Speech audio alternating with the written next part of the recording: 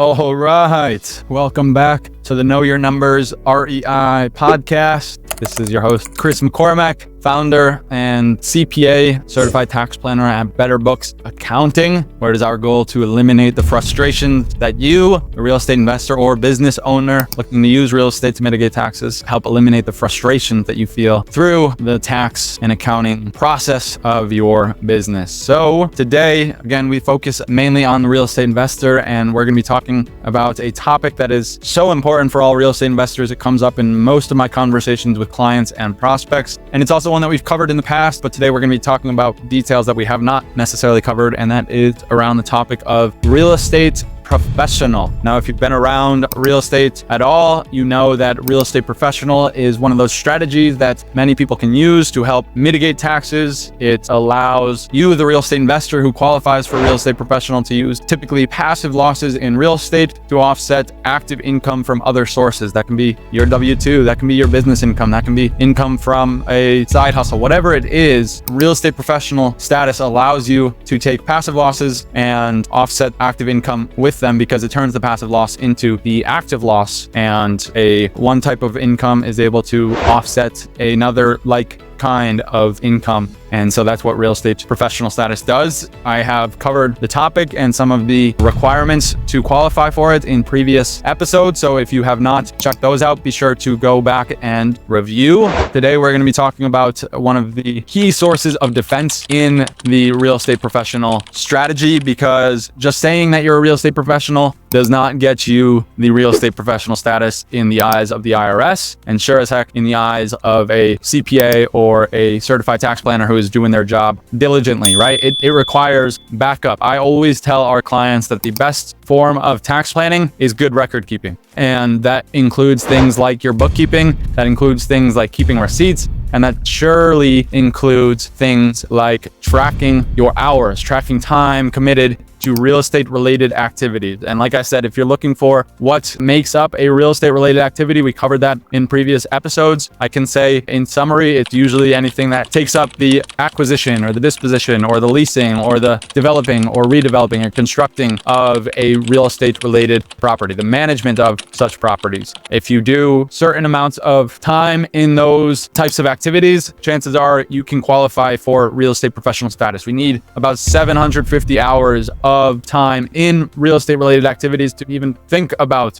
real estate professional status. Now, does automatically getting 750 hours to qualify for you as a real estate professional? No. If you work a W-2 or a business and you spend more time in those types of activities, you cannot qualify, because it has to be 750 hours and more than any other type of activity. And so if you're working 40 hours in a W-2 and you claim 750 hours in real estate, the 40 hours a week in a W-2 is going to outweigh the 750 hours in real estate, and you are thereby disqualified as real estate professional. But let's say that you qualify. Let's say that you are working in real estate full-time, and there's a good chance that you qualify for real estate professional. What do you need to do to make sure that you have the backup you need? The biggest thing is tracking of hours, right? Again, going back to that point of good record keeping is the best form of tax planning, right? And many people know that you need to track mileage and track income and expenses, but a lesser known fact is that if you are claiming real estate professional and you're using the full benefit of tax code to use real estate losses to offset active income through the real estate professional status, tracking hours is a key factor in that. And it has to be at hours that are going to pass the test of the IRS, right? We have heard stories of people who have used hours that they've spent at family meetings because they have a real estate management company and their family meetings are 8-hour meals around a dinner table, and they're having loads of fun and drinking lots of wine and eating lots of food,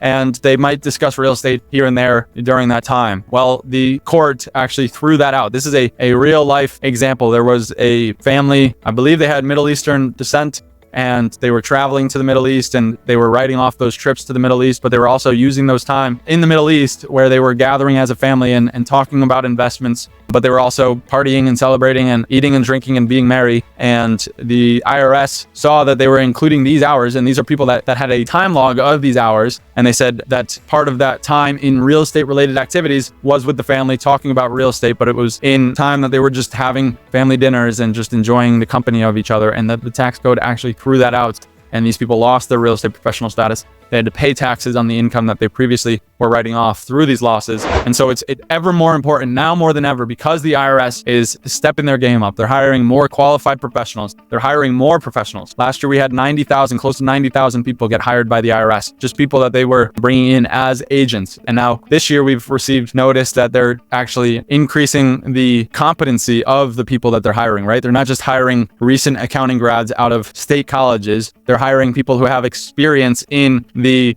big time corporate world and know some of the tricks of the trade and know the tax code and know what's legal and what's not legal. And these guys are ready. They're getting hired and they're ready to go out and they're ready to enforce the law. And so the IRS is cracking down. It's no secret and it's no surprise given where we are as a country with the amount of income that they have to generate and the amount of money that they have to use to pay off some of the debt that we're in, right? They're seeing it. They're being the government and these regulatory agencies. And so they're doing what they can to combat it by hiring qualified professionals who are going to go and enforce the law and make sure that, hey, if Joe out in Oklahoma is claiming real estate professional status and is using that to write off $100,000 worth of income, let's go and make sure that he is actually a real estate professional, because that's money that we could be using right now to pay down some debt. And so they're doing that. And these people are qualified. And if Joe in Oklahoma doesn't have a time log showing how much time he's spending in the business, in the real estate related business, real estate related activities, Joe is going to miss out on $100,000 worth of deductions, and he's going to pay $20,000 to $30,000 worth of income on that money. And that is not what we want for you,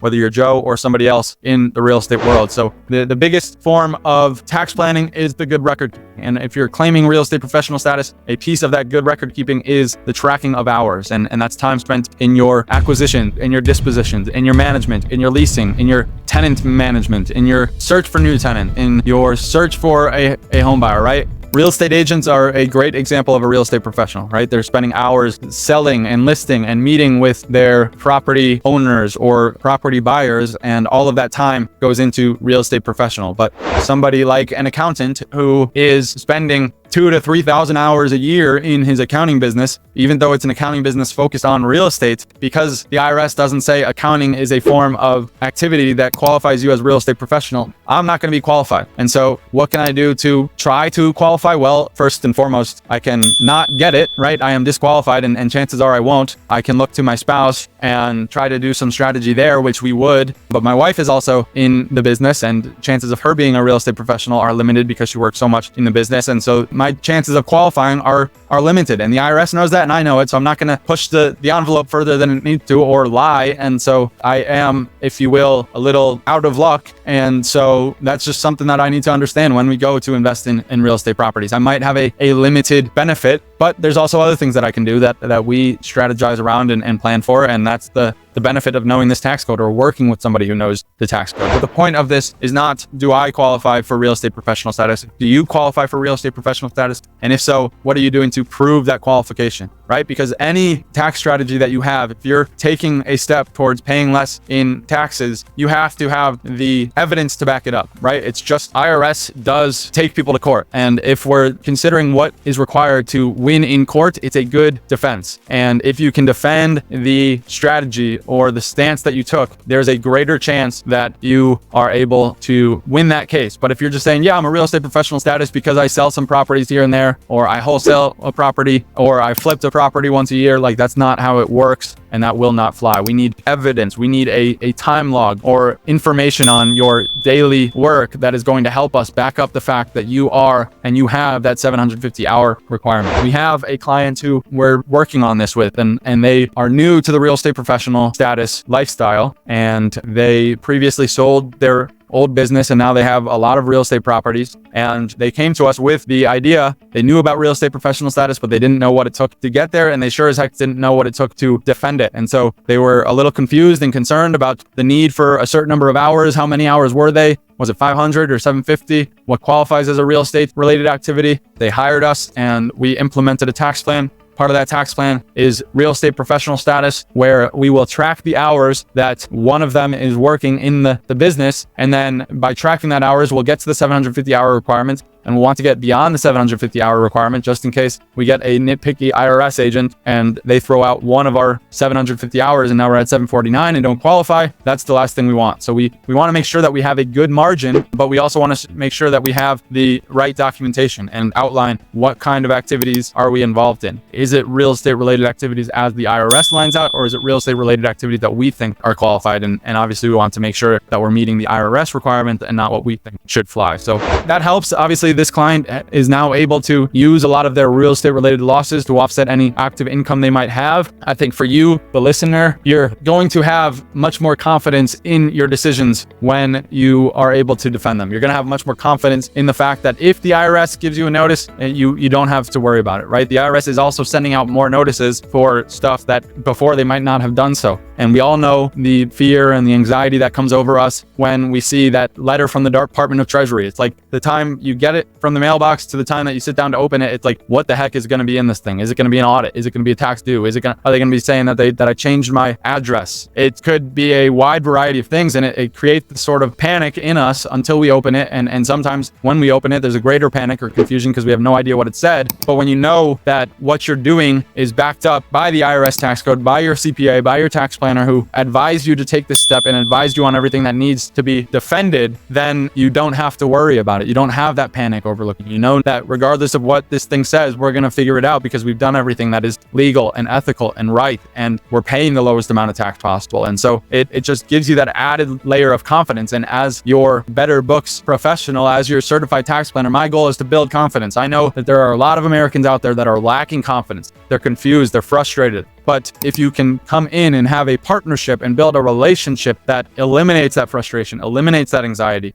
and builds that confidence, grows your certainty, helps you know what you need to know so that you can defend yourself and pay the lowest amount of tax possible, then all those problems disappear and you can go on and grow your portfolio or plan to sell your portfolio or do whatever it is that you want. So that is about it. The goal is allow you to pay less in tax, right? If you don't have the good defense, then most accountants won't sign off on real estate professional status. But if you have the hours tracked, and I can review the hours tracked and verify that it is 750 hours of real estate related activities, well, then we can take these opportunities. We can take cost segregation on our rental properties and offset the income in our real estate sales business or in our construction business, in our flipping business. We can take the passive losses, traditionally passive losses, make them active, increase them through the power of cost segregation, and then pay lower amounts of tax, possibly zero tax, depending on income and expense levels. And so that's our goal here, is to give you that knowledge to help you defend yourself in the event that the IRS comes knocking or the event that you don't have losses to offset your income. Well, if we find out that you can qualify for real estate professional status, let's change that in an instant. It's all possible, but you have to take the necessary steps. This is just like hiring your kids. It's a big topic of conversation. If you don't have the defense, if you don't have the documentation, if you don't have the record keeping,